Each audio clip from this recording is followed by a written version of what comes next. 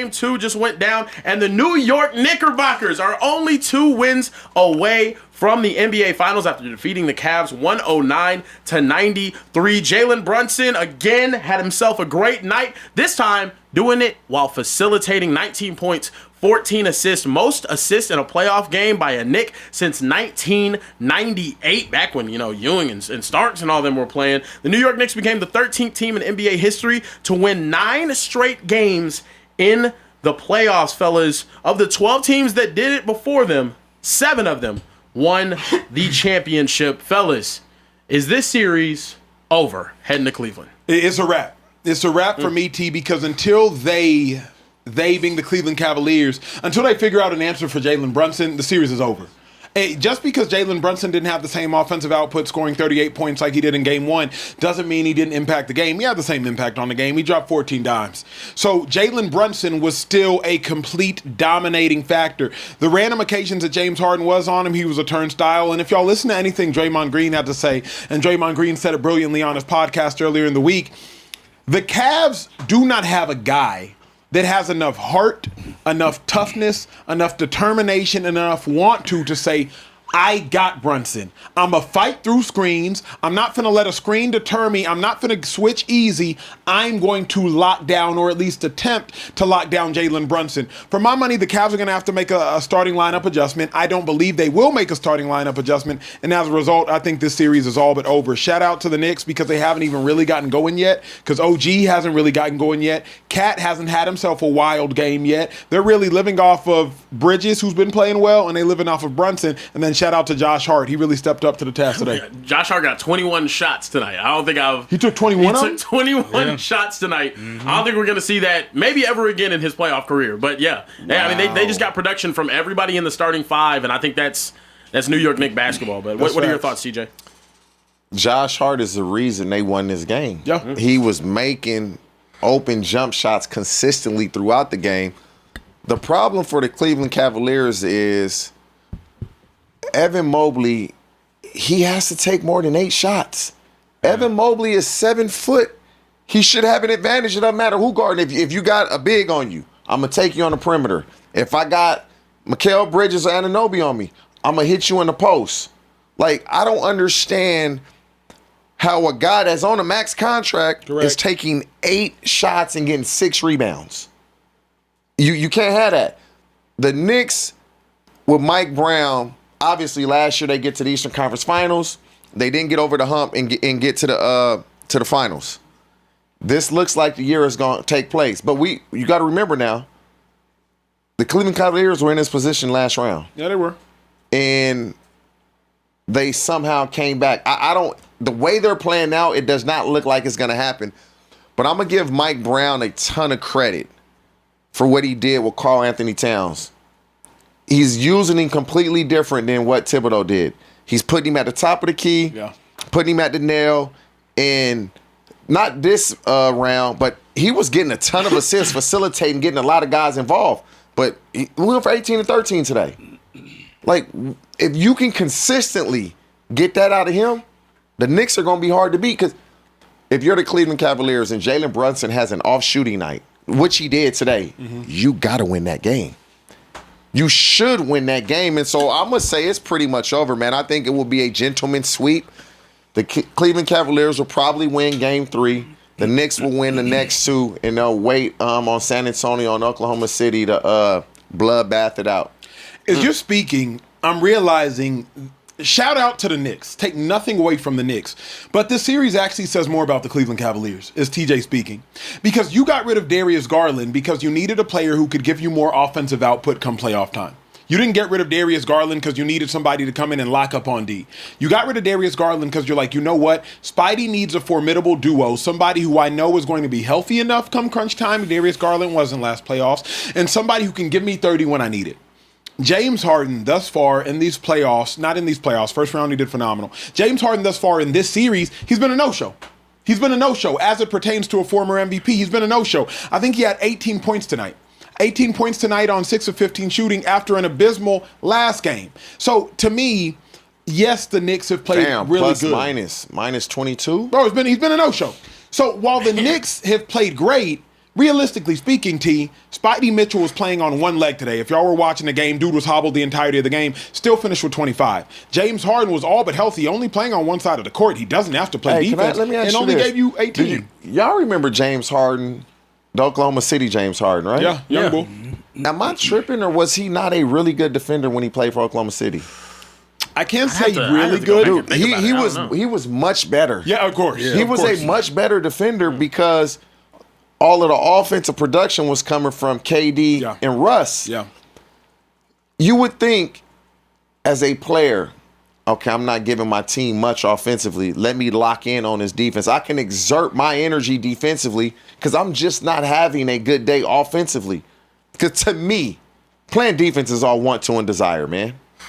That's all it is. When Draymond said what he said, I'm gonna make sure he don't score on me. Now you gonna make some buckets, but I'm gonna make everything tough. I'm gonna have 4 or 5 fouls every single game because I'm gonna make it hard. I'm gonna make you not want me to guard you. Playing defense is all desire and want to. I gotta push back just a little bit on that, TJ, because James Harden looks really slow and heavy-footed on defense. But does he look slow and heavy-footed on offense? Okay, then. Put a ball in his hand. He doesn't. Okay, talk to me then. But that is a little bit different to play parallel to the ground. You defended somebody that James Harden is not very fast. Like, I watched him throw outlet passes to Brunson, who's behind Harden on the outlet, and hawks Harden, catches the ball, dishes it off. They score a fast break, easy bucket. So, I don't know. He's lazy. James Harden is lazy on defense. I'll give you that. But he physically also looks inept on defense. Here's my problem. James Harden is an unwilling defender. Yeah. At least be willing. You feel me? Like, if you're willing and you get beat, say less. Right. But I watched James Harden far too many times. Brunson was just in with a bing, bing. Freeze him, and then go straight to the cup. And James Harden doesn't even look like he is trying. Offensively, he looked quick to me. Correct. Yeah. So, like, to me, that's the dilemma. But the reason I gotta check myself is because Draymond did make a fantastic point. And Draymond said earlier, James Harden's job is not to lock up Brunson at all. Yeah. You got players on the roster for that. Dennis Schroeder. The only reason you're on the roster is to play lockdown defense on guards. Dean Wade. The only reason you're on the roster is to play lockdown defense on guards. Dean Wade, you shoot the ball 2 times a game. Dennis Schroeder, you shoot the ball 5 times a game. So if you do not have any other responsibilities, then your primary responsibility, you cannot turn it down. Yeah. James Harden's responsibility is to go out there and drop 8 to 10 dimes a game and drop 20 to 27 points a game. That's his responsibility. But at the point in which you got James Harden trying to fulfill Dennis Schroeder's job description, then who's going to fulfill James Harden's offensive job description? So while James Harden should be lambasted verbally because of his lack of willingness to do anything defensively, we do have to speak on the fact of, like, the Schroeders, the Max Struces, although Strus is required to do something offensively, the Dean Wades, although, like, the Sam Merrills, like, bruh, help, do something, do something. Kieran, you laughing? What you think? No, it's just a help. Can I say, Sam Merrill, 0 for 7 for 3. Yeah, can't he have shot 42% from 3 in the regular season. Them lights shine bright. 42% in the regular season. Yeah. He had 3 points, if I'm not mistaken. Like, when you get accustomed to guys, okay, we give him 7 threes, he gonna make at least 3 of them. Yeah. Like, your role players have to play their role. Your star players, Harden and Spot, they got to play like stars. Moby, you got to play like a star. And right now, Brunson was a star in game 1. Yep. He wasn't a star in game 2, but the role player, Josh Hart, played his role. And he took, that has to happen. You need your role players on the way to a championship to win a game or 2 for you, and then the stars will win the majority of them. Yeah. And right now, Cleveland, they not getting that. After games, oftentimes we do we grade out, right? You go out, offense grades out, defense grades out. Hey, who played up to our standard? Right, and we had NOSs back when I played ball. NOS not our standard. Plays you grade out that weren't your standard, you would do a certain amount of up downs for every play that graded out. Hey, tell me you wasn't mad though when they graded you down when you felt and you like knew, and you knew you balled. You knew you balled. Like, hey. If we keeping it a bean and a speakeasy, I think Jared Allen is playing winning basketball. I think Evan Mobley's playing winning basketball. I think Spider Mitchell's playing winning basketball. I don't know if anybody else for the Cavs tonight played winning basketball. I don't think James Harden played winning basketball. I don't think Strus did. I don't think Merrill did. I don't think Wade did. And I don't think, if I haven't already said Schroeder, I think that's the 9-man rotation there. I don't think anybody else played winning basketball besides Spida, besides Mobley, besides Allen. Those 3 players played good enough to win. Meanwhile, on the flip side, man, the Knicks had about 6 dudes that played good enough to win. And that's what it comes down to. Like, if you don't have enough guys that are playing winning basketball, your team will not win. What are your thoughts? I mean, I'm still laughing at the fact that they traded for James Harden because they wanted to go win a championship and felt like this is a championship window that they could win with James Harden, who's notoriously a bad playoff performer. Signing James Harden because you think he can help you win a championship is like looking to a penguin to help you learn how to fly.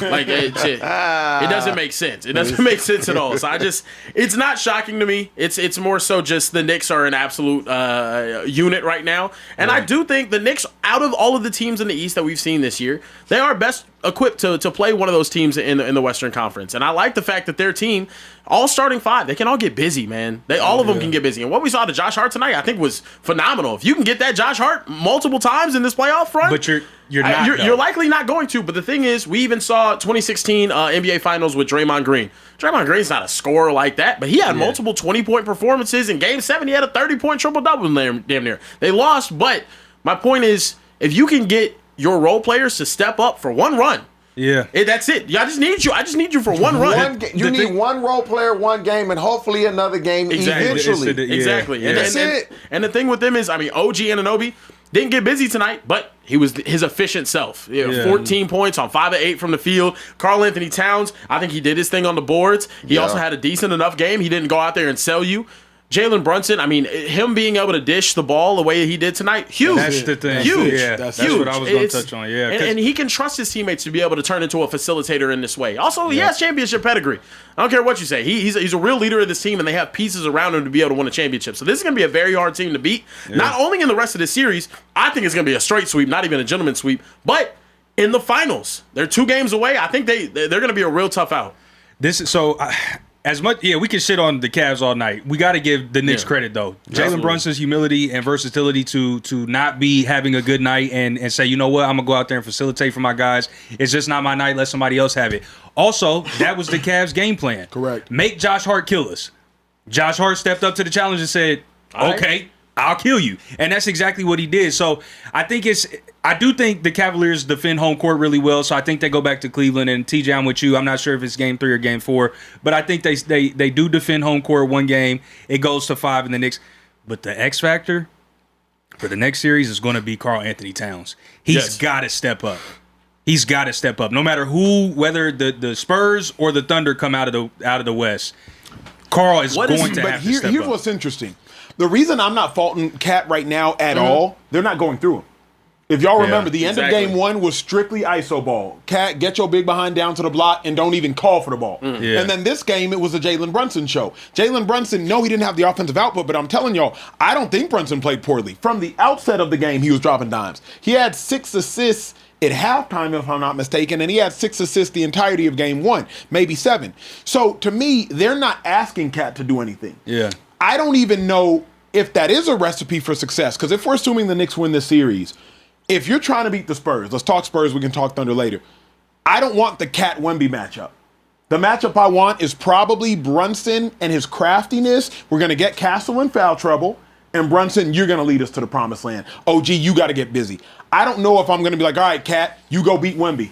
I think that's a losing recipe. If you're talking Chet and them, I can ride with KAT. If you're talking Chet and them, but I don't know if – I think this version of KAT might be the best version of KAT from this point forward. Correct me if I'm wrong. He's also just not being asked. So I just want to see what Brunson did when they played the Spurs in the regular season, because their guards are big, man. Castle's a big dude. In the 2 games, though, in the 2 games for KAT, he's doing exactly what I want him to do. He hasn't taken that many shots. He's shooting 50% from the field, and he has 26 rebounds in 2 games, averaging 13 a game. I think that's great for KAT. He's not required to do more. In the finals, I do think it's going to be a different conversation. Yeah, for sure. I also think the Knicks are at their best when KAT is playing really well. When he's at the top of the key, the top of the 3-point line, and he's able to make the decision of, okay, I'm going to facilitate or I'm going to shoot the ball. Also, when you have a guy that shoots the ball like KAT, who gets streaky, you need him to be in a rhythm in a playoff run and stay in a rhythm. So he's not shooting the ball a lot this series. He's going to have to shoot it, especially if they're playing the Spurs,